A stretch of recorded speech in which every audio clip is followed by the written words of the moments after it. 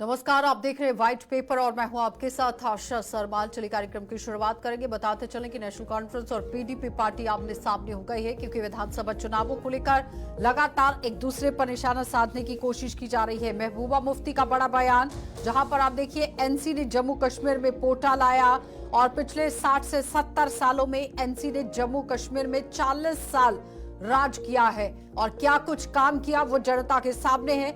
लेकिन फिलहाल 3 गुना कम का यहाँ जो सत्ता में राज है वो पीडीपी पार्टी ने किया है। लेकिन काम किस तरह से किया वो आज अपने काम को गिनाती नजर आई।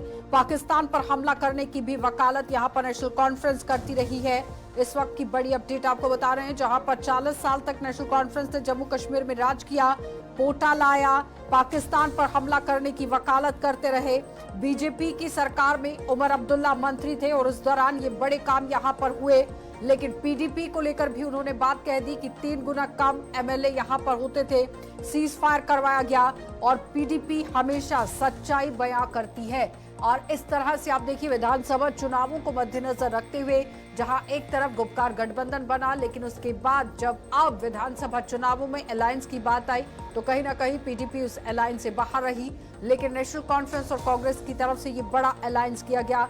लेकिन अब यहाँ पर नेशनल कॉन्फ्रेंस और पीडीपी आमने सामने आ गई है, जहां पर पहले आपने देखा किस तरह से हलाल और हराम को लेकर भी बड़ा बयान, और इस बीच में आज महबूबा मुफ्ती की तरफ से बड़ी बातें कही गई कि ज्यादातर राज यहाँ नेशनल कॉन्फ्रेंस ने किया है, लेकिन जनता को क्या दिया है वो जनता बेहतर तरीके से समझती है। 60 से 70 साल यहाँ पर हो गए हैं, लेकिन 40 साल तक सिर्फ और सिर्फ नेशनल कॉन्फ्रेंस ने राज किया है। और पाकिस्तान पर हमला करने की वकालत यहाँ पर नेशनल कॉन्फ्रेंस करती रही। जब उमर अब्दुल्ला सरकार में यहाँ मंत्री हुआ करते थे, भारतीय जनता पार्टी की सरकार में पोटा लाया गया और साथ ही साथ आप देखिए पीडीपी पार्टी बड़ी बात सामने रख रही है कि सीज फायर यहाँ पर करवाया गया था। तो चलिए पैनल की ओर बढ़ जाएंगे, इसी पर चर्चा करेंगे, क्योंकि अब आरोप प्रत्यारोपों का दौर शुरू हो चुका है। क्योंकि चुनाव है तो चुनावों की सरगर्मियां तेज हैं, हर एक पार्टी अपनी पैठ बनाने की कोशिश कर रही है। लेकिन किस तरह से इन बयानों को लिया जा रहा है, आदर्श गुप्ता हैं हमारे साथ, वरिष्ठ पत्रकार हैं,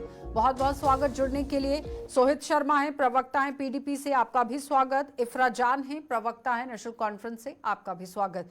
तो सबसे पहले तो इफ्रा, मैं आप ही के पास आऊंगी। जिस तरह से बड़ी बात महबूबा मुफ्ती की तरफ से कही गई है, नेशनल कॉन्फ्रेंस पार्टी से किस तरह से ले रही है?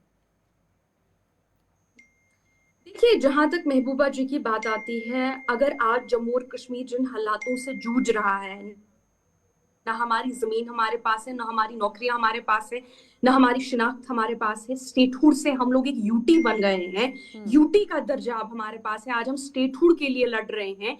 अगर ये सब कुछ हुआ, ये 2014 के उस अलायंस की वजह से हुआ जो महबूबा जी ने, जो मुफ्ती मोहम्मद सईद साहब ने बीजेपी के साथ किया। उसके बाद जब मुफ्ती साहब की डेथ हो गई थी, उसके बाद महबूबा जी के पास एक ऑप्शन था इस अलायंस से बाहर आने का, लेकिन पीडीपी ने उसके बावजूद दूसरी बार भी अलायंस किया बीजेपी के साथ। आज जब नेशनल कॉन्फ्रेंस इन हालातों से लड़ रही है, बीजेपी से सरकार में लड़ रही है, ये कुछ करके हमको वो चीजें वापस मिल जाएं, जमीनी कानून मिल जाएं, महबूबा जी फिर से वही पुरानी गेम खेल के नेशनल कॉन्फ्रेंस को कमजोर कर रही हैं। मेरा हाथ जोड़ के महबूबा जी से सिर्फ एक ही रिक्वेस्ट रहेगी कि अगर आप इस लड़ाई में, जो लड़ाई हम दिल्ली के साथ अभी कर रहे हैं, अगर आप इस लड़ाई में नेशनल कॉन्फ्रेंस का साथ नहीं दे सकती हैं तो कोई बात नहीं, नहीं दीजिए आप हमारा साथ। आपने पिछले पार्लियामेंट के इंतखाबात में भी कैंडिडेट अलायंस के खिलाफ उठाए। जब पीएचडी था, आपके यूथ प्रेसिडेंट ने पीएचडी गुपकार अलायंस को भी तोड़ा जब उन्होंने स्टेटमेंट्स दी।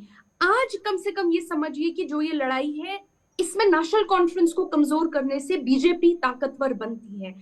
आज मैं उनसे अपील करती हूँ, जैसा फारूक साहब ने भी उनसे अपील की, कि आपस में इस लड़ाइयों को छोड़ दीजिए, हमसे लड़ना छोड़ दीजिए और एक लार्जर मैसेज ऑफ यूनिटी जो है आज उसकी जरूरत है। बीजेपी से लड़ने की जरूरत है, हमारा दुश्मन बहुत बड़ा है।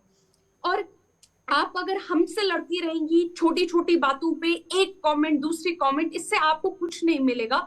जो 2014 में पीडीपी बीजेपी अलायंस हुआ है, आज उसके जो रेपरकशंस है उनको डील करने की जरूरत है। लेकिन अलायंस पर भी तो उमर अब्दुल्ला ने सवाल उठा दिए हैं कि राम माधव एक बार फिर से वापस आ गए हैं, और पिछली बार भी यहाँ गठबंधन को लेकर राम माधव ही एक किंग मेकर के तौर पर सामने आए थे। इफ्रा, जी जी। देखिए, सत्यपाल मलिक जी जो हैं उनका एक बयान सामने आया, जिस बयान में सत्यपाल मलिक जी ने कहा कि राम माधव को बीजेपी ने यहां सिर्फ इस वजह से भेजा कि राम माधव जो है पीडीपी बीजेपी अलायंस करवाए। यही सवाल उमर अब्दुल्ला साहब से किया गया। कहा गया कि ये जो सत्यपाल मलिक का स्टेटमेंट आया है, इस पे आप क्या कहेंगे। हम्म। उन्होंने इस स्टेटमेंट के हवाले से कहा कि हमें नहीं पता कि एग्जैक्टली हो क्या रहा है, ये इसका जवाब तो बेहतर सत्यपाल मलिक ही दे पाएंगे। लेकिन हाँ, ये बात जरूर है कि राम माधव जी जो हैं उनके और पीडीपी के ताल्लुकात बहुत चलिए, गहरे हैं। सोहित शर्मा भी इसमें तो हमारे कोई साथ जुड़ छुपाने गए हैं। वाली बात सोहित नहीं जी, है, क्योंकि स्वागत। राम माधव ही थे जिन्होंने कोalition करा दोनों हाँ, पार्टीज का 2014 में। ठीक है सोहित जी। इफ्रा कह रही है कि आपसी लड़ाई को भूलकर भारतीय जनता पार्टी के खिलाफ लड़ने की बिल्कुल। रणनीति जो है वो बनानी चाहिए, अपील की जा रही है बार बार महबूबा मुफ्ती के सामने। देखो, आशा जी, मैं आपको एक बात बिल्कुल क्लियर बताऊं कि पार्लियामेंट इलेक्शन से ही हमारी कोशिश हमेशा भारतीय जनता पार्टी के खिलाफ रही है। लेकिन बड़े दुख से कहना पड़ता है कि हमारे उमर अब्दुल्ला साहब किस घमंड में रह रहे हैं, ये हमें भी नहीं समझ आ रही है। क्योंकि हमारी कोशिश तो हमेशा एक ही रही है कि किसी तरह से भारतीय जनता पार्टी किसी हाल में भी पार्लियामेंट में ना जा सके, उनके कोई भी कैंडिडेट पार्लियामेंट में ना पहुंच सके। लेकिन आज एनसी की बदौलत आज ये हाल बन गया कि पार्लियामेंट में भारतीय जनता पार्टी के 2 मेंबर वहां पहुंच गए। तो हम ये कहना चाहते हैं कि गुपकार अलायंस बनाने का मकसद ही एक था कि ज्वाइंटली एक सिस्टम बने, ज्वाइंटली सब कुछ चले। लेकिन मालूम नहीं उमर अब्दुल्ला साहब कौन से घमंड में रह रहे हैं। बार बार एक ही बात कहते हैं कि हम इंडिविजुअली लड़ेंगे। पहले कहते हैं हम इलेक्शन नहीं लड़ेंगे, बाद में कहते हैं हम इलेक्शन लड़ेंगे। तो ये खुद एक कंफ्यूज बन के रह गई हैं। आदर्श इनको जी, खुद नहीं समझ आ रहा कि हम आपने क्या इफ्रा करें क्या को नहीं भी करें। सुन लिया और सोहित शर्मा को भी सुन लिया, यानी कि नेशनल कॉन्फ्रेंस और पीडीपी दोनों पार्टियों को सुन लिया। लेकिन अब क्या लगता है कि भारतीय जनता पार्टी को रोकने के लिए, भारतीय जनता पार्टी से लड़ने के लिए एकजुट होने की ये इस तरह से अपील हो रही है। लेकिन दूसरी तरफ विपक्षी पार्टियां कह रही हैं कि अपने नुमाइंदे नहीं उतार रहे हैं, ज्यादातर वोट बैंक नहीं लिया जाएगा भारतीय जनता पार्टी को और उनकी तरफ से। यानी कहीं ना कहीं विपक्षी पार्टियों के अंदर डर खौफ जरूर है भारतीय जनता पार्टी को लेकर। क्या कह रहे हैं? बिल्कुल ठीक कहा आशा जी। सबसे बड़ी बात है कि लोकसभा के चुनावों की जो खींच है वो महबूबा मुफ्ती पीडीपी उतार रही है। जिस तरह से लोकसभा चुनाव में नेशनल कॉन्फ्रेंस ने उन्हें दरकिनार किया और उन्हें बिल्कुल एक तरफ करके रख दिया, और इंडिया गठबंधन का एक हिस्सा होने के बावजूद भी उन्हें अपने साथ नहीं लिया। इन सब चीजों की उससे तो खींच तो है ही है। और दूसरी बात है कि दोनों रीजनल पार्टी जो है, कश्मीर इनका मेन इनका फोकस है। कश्मीर के अंदर जो है इनको ये पता है जो कॉमन वोट है वो वही के खींचेंगे। भारतीय जनता पार्टी को तो फायदा कुछ परसेंट इसका मिलेगा, लेकिन कश्मीर में कितना मिल सकता है ये डिपेंड करता है, आने वाले चुनाव में देखेंगे। लेकिन यहाँ तो जम्मू में की बात है, जम्मू में ना तो पीडीपी और ना ही नेशनल कॉन्फ्रेंस का जो इस किस्म का हालात यहाँ पे जिस तरह से कश्मीर में है, वो इतना को ज्यादा फायदा दे सकते हैं। एक तो सीट ऐसी है यहाँ पे बीजेपी को अगर दोनों कंटेस्ट करते हैं इकट्ठे, पीडीपी और नेशनल कॉन्फ्रेंस, तो तब जाके कहीं को फायदा होगा। इनकी अपनी लड़ाई है, इनकी अपनी अपने वजूद की लड़ाई है। क्योंकि नेशनल कॉन्फ्रेंस इस वक्त ओवर कॉन्फिडेंट है। नेशनल कॉन्फ्रेंस यही समझ रहा है कि मैंने कांग्रेस के साथ मिलकर हुकूमत बना ही ली है, समझो। तो ज्यादा ओवर कॉन्फिडेंट है और महबूबा मुफ्ती को नीचा दिखाया जा रहा है। महबूबा मुफ्ती को इसलिए क्योंकि सीधी सी बात है, लोकसभा में उसको सुना ही नहीं गया। उसने बार बार इंडिया गठबंधन की बात की। अब भी वो नेशनल कॉन्फ्रेंस के साथ उसके लिए सॉफ्ट हार्टेड है, बार बार कह रही है अगर हमारा एजेंडा है तो मैं नेशनल कॉन्फ्रेंस के अगेंस्ट कोई भी नहीं कैंडिडेट नहीं उतारूंगी। तो ये सब चीजें जो है ये चुनाव के दाव पेच ही है। हकीकत नहीं है, हकीकत नहीं है कि दोनों जो है मसले भाई आपस में ही मुझे मतलब अपनी अपनी राजनीति पे उलझे हुए हैं, जनता की फिक्र किसी को नहीं है। लेकिन बयानबाजी जो हो रही है उससे क्या समझा जाए, ये बड़ा सवाल है। इफ्रा, जिस तरह से महबूबा मुफ्ती ने लोकसभा चुनावों में भी एक बड़ी अपील की थी नेशनल कॉन्फ्रेंस के सामने कि गठजोड़ कर ही मैदान में उतरते हैं और एक ही नुमाइंदे को खड़ा करते हैं, लेकिन उस वक्त आपने देखा कि उमर अब्दुल्ला की तरफ से किस तरह से कह दिया गया कि नहीं, इस बार कोई गठजोड़ की बात नहीं हो रही और असेंबली इलेक्शन में सोचा जाएगा। लेकिन जब असेंबली इलेक्शन आई ही वहां पर भी ऐसा गठजोड़ देखने को नहीं मिला है। पहली बात तो अगर आप लोकसभा पार्लियामेंट के इलेक्शन की बात करेंगे, पूरी पॉलिटिकल पार्टीज का गठजोड़ हुआ। हमारे साथ सीपीआई भी थी, कांग्रेस भी थी, नेशनल कॉन्फ्रेंस भी थी और बाल ठाकरे की शिवसेना भी थी और आम आदमी पार्टी भी थी। पूरी 5 पॉलिटिकल पार्टीज ने पार्लियामेंट में एक साथ मिलके इलेक्शन लड़ा। सिर्फ एक पॉलिटिकल पार्टी थी जिसने इंडिया अलायंस के खिलाफ कैंडिडेट्स खड़े किए, वो थी पीडीपी, जिन्होंने हर जगह कैंडिडेट खड़े किए और उनके तीनों कैंडिडेट हार गए। कहीं ना कहीं क्लियर होता है कि वोट काटने की साजिश थी, वोट काटने की साजिश। ये बोलने आप मुतले नहीं एक थे। करके पहले बोलने दीजिए सोहित जी, फिर मैं आपके पास आ रही हूँ जवाब के लिए। हाँ इफ्रा। तो तीनों जगह पे जो है नेशनल कॉन्फ्रेंस को, इस अलायंस में तीनों जगह पे पीडीपी ने अपने कैंडिडेट खड़े किए। सीपीआई ने कोई कैंडिडेट खड़ा नहीं किया, आम आदमी पार्टी ने कोई कैंडिडेट खड़ा नहीं किया, शिवसेना बाल ठाकरे ने कोई कैंडिडेट खड़ा नहीं किया, अवामी नेशनल कॉन्फ्रेंस ने कोई कैंडिडेट खड़ा नहीं किया। लेकिन सिर्फ एक पीडीपी थी जिन्होंने हर जगह अलायंस के खिलाफ वोट तोड़ने के लिए कैंडिडेट खड़े किए। ये एक वजह रही जिससे हर किसी को इनकी नियत पे शक रहा, जिसकी वजह से किसी भी पॉलिटिकल पार्टी ने इनके साथ इस बार अलायंस करने के लिए बात नहीं की। जी ठीक है सोहित जी, जवाब दीजिए। मैं हैरान होता हूँ इफ्रा जान जी जो बात रख रहे हैं, साफ साफ झूठ दिखाई दे रहा है। अरे कांग्रेस के प्रवक्ता तो आपने क्या कैंडिडेट खड़े नहीं किए? अरे सुन लीजिए ना, आप सुन लीजिए।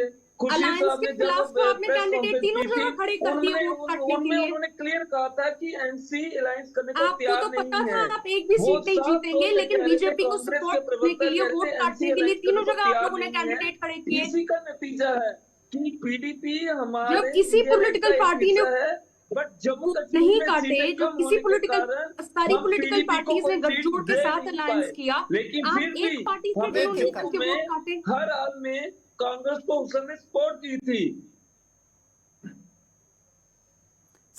आपने कश्मीर में तो कांग्रेस को सपोर्ट आदर्श नहीं जी, दी। इनफैक्ट ठीक है, हो गया। तो हमारे साथ आदर्श जी, सवाल अब यहाँ पर ये बनता है कि नेशनल कॉन्फ्रेंस और कांग्रेस पार्टी जो एक अलायंस में इस वक्त है, लेकिन पीडीपी और नेशनल कॉन्फ्रेंस की अगर हम बात करें, जिस तरह से इतिहास भी कहता आया है कि नॉर्थ पोल साउथ पोल रहे हैं, और हमेशा 2014 में एक गठजोड़ हुआ, उसके बाद उमर अब्दुल्ला कह रहे थे कि हमने तो सामने से बात को रखा था कि आप ही मुख्यमंत्री बनिए, लेकिन समर्थन ले लीजिए और सरकार बना लीजिए। अब आपको क्या लगता है ये सारी पिक्चर देखने के बाद कि जो इस वक्त अपील की जा रही है या फिर बड़े बड़े दावे किए जा रहे हैं, आरोप लगाए जा रहे हैं, सिर्फ और सिर्फ एक कुर्सी तक की दौड़ है? आदर्श जी, ये प्री पोल अलायंस है, पोस्ट पोल क्या होगा वो समय बताएगा। ये नॉर्थ और साउथ पोल जो है, ये कोई समय नहीं लगता इनको फिर इकट्ठे होने में। आप ये एक नया मानचित्र देखेंगे इस राजनीति में, जम्मू कश्मीर की राजनीति में चुनावों के बाद एक नई ऐसी चीज सामने आएगी जो आज तक किसी ने सोची भी नहीं होगी। नेशनल कॉन्फ्रेंस कांग्रेस का ये प्री पोल अलायंस है, पोस्ट पोल इलेक्शंस के बाद इनकी क्या पोजीशन होगी ये अभी गर्व या भविष्य के, लेकिन जो कम से कम आइडिया लगाया इसके बारे में सोच रहे हैं, ये अलायंस जो है प्री पोल तक ही रहेगा। ये आपने बात देखें, उसके बाद किसको किसकी जरूरत पड़ेगी उसी के साथ वो नहीं। आदर्श जी, मैं एक बात आपसे समझना चाहूंगी, कहीं ऐसा तो नहीं है कि अकेले अकेले लड़ लीजिए और जब सीटें जीत जाइए तो एकजुट हो जाइए? फिर ये मेरी बहन है, वो कभी भी कह के बहन को स्वीकार कर देंगे। जी आदर्श जी, मेरा सवाल आपने सुना? जी, सवाल ये है कि कहीं ऐसा तो नहीं है कि एक रणनीति के तहत ये सारे काम हो रहे हैं, इस तरह से आरोप चल रहे हैं कि पहले अकेले अकेले लड़ लीजिए और फिर जब यहाँ पर सरकार बनाने की बात आती है तो एकजुट हो जाइएगा? क्योंकि भारतीय जनता पार्टी 50+ का नारा दे रही है और आज फिर से एक और लिस्ट उनकी सामने आ गई है। देखिए आशा जी, जहां तक भारतीय जनता पार्टी का प्रश्न है, भारतीय जनता पार्टी अपनी तरफ से एडी चोटी का दौड़ लगाएगी पूरे इस पे यहाँ पे अपने हुकूमत बनाने के लिए। और मैंने जैसा पहला कहा कि राजनीतिक पार्टियों का कोई भरोसा नहीं है, ये अपनी सत्ता के लिए किसी को भी किसी वक्त भी, ये पीडीपी और बीजेपी का एक सिर्फ उदाहरण नहीं है, यहाँ पे नए नए उदाहरण सामने आएंगे, बहुत सी चीजें सामने आएंगी, लेकिन ये इनका एक ही काम है, सत्ता बनी है। ये नाक का सवाल बना हुआ है भारतीय जनता पार्टी का। भारतीय जनता पार्टी ने अपनी वो जितनी भी उसमें दमखम है उससे सारा का सारा जम्मू कश्मीर में इस महीने में लगा देना है। इस महीने में कोई कसर नहीं छोड़नी है। रही बात जो कश्मीर की, कश्मीर में जो दोनों को आपस में लड़ते रहेंगे। अब मुझे ये बताइए कि 35 पार्टी का जम्मू में कितना है जिसके लिए एक सीट छोड़ दी उन्होंने, कि क्या है उनका है। सीपीएम के साथ हम कह सकते हैं कि तारे गामी के साथ हमेशा इनको रहा, सॉफ्ट कार्नर रहा, हमेशा उनके लिए सीट छोड़ी गई, उसमें कोई नई बात तो है नहीं है। हर इलेक्शन में वो अकेला एक कैंडिडेट होते हैं, अकेला कैंडिडेट। मैं वापस लौटूंगी आपके पास आदर्श जी, रुकेंगे एक छोटे से ब्रेक के लिए, जल्द वापस लौटेंगे, आप बने रहिए हमारे साथ।